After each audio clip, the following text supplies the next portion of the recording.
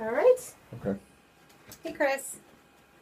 Hi, Amy. How are you? Good. How are you doing? Good. It's great to finally meet you. I've Absolutely. heard great things. Well, that's always good. Yeah. Well, I Steve. won't tell you the bad. Okay. but- Well, I know Steve tells me that you and your husband moved into the home about 4 years ago.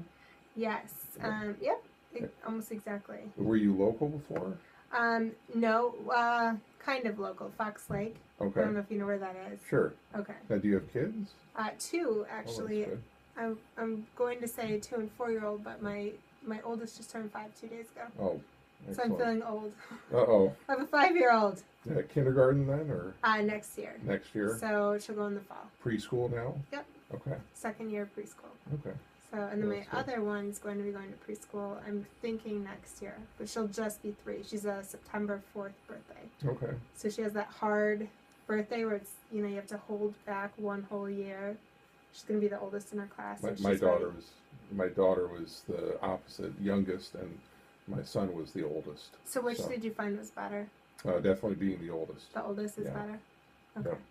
Yeah. They're the more mature for education Sports. things, for sports, everything. My daughter, she's a late June birthday. Okay. So, I mean, she's, always been, on the late end of things. Yeah.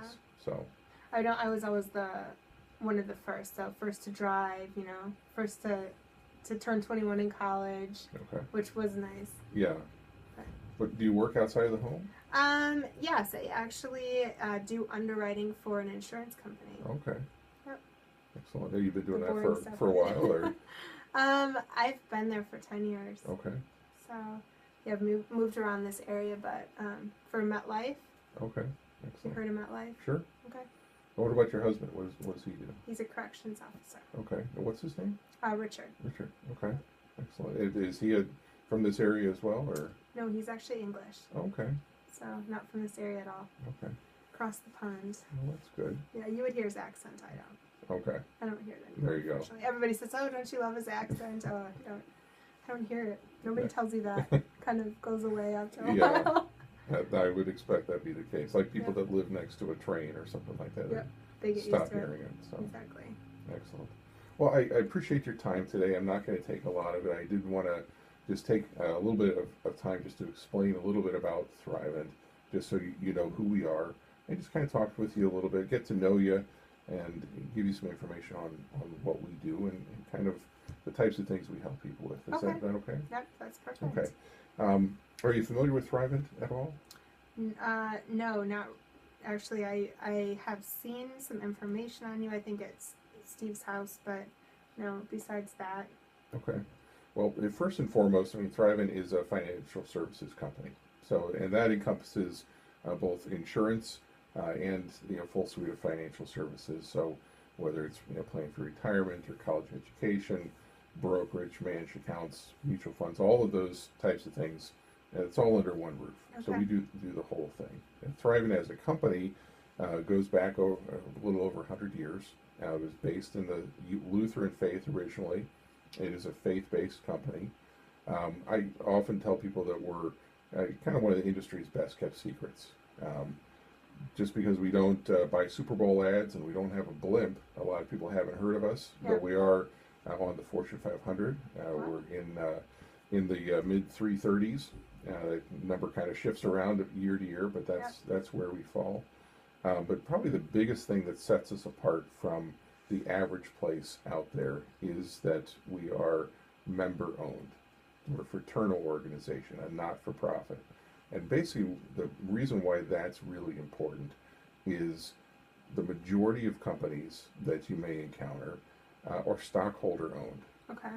Okay, so if you think about an average corporation, their need for profit is more important to them than people. Profits is going to trump people. They have to answer to their stockholders. They have to be pushing profit as a result, and they're going to be pushing their salespeople, and as a result, that ends up, pushing people at times into things that maybe are appropriate, maybe they're not. It's a bit of a conflict of interest, to be quite honest. Mm-hmm. For Thrivent, we don't have that conflict because the people that we serve are our members. So it's in our best interest as a company and as FRs from top down to make sure that everything that we're doing is suitable and makes sense and is honestly, in the best interest of our clients. Good. Thrivent, also within that is it just has a whole atmosphere being faith-based, of being highly ethical. There's a company called Ethisphere that puts out a list of the most ethical companies, and Thrivent has been consistently on that list. It's a short list, and we're the only financial company on that list that deals with clients on a face-to-face basis. Awesome. I believe there's two others on there that deal kind of with the back end of things, but we're the only one that is dealing with clients that is on that list. It's good to know that there's companies out there like that. Yeah, and that combined with the ratings that we have, which are consistently top shelf, it just means that the whole culture of Thrivent is set up differently. For me personally, the reason I got into the business is I like helping people. I like helping people solve problems. I like people helping people plan and think through things. And quite honestly, if your life is as crazy as mine is, which I would expect having two little ones, it is. Those types of conversations, retirement, family protection, planning ahead, that's an easy can to kick down the road. We'll figure that out next year, or we should really talk about that, and it just keeps getting pushed down the road further and further and further. And by any stretch, you can often find yourself just way behind the eight ball. It's not uncommon to have people come in that are in their 60s that have $50,000, in a 401k and are hoping to retire next year. That's a scary proposition.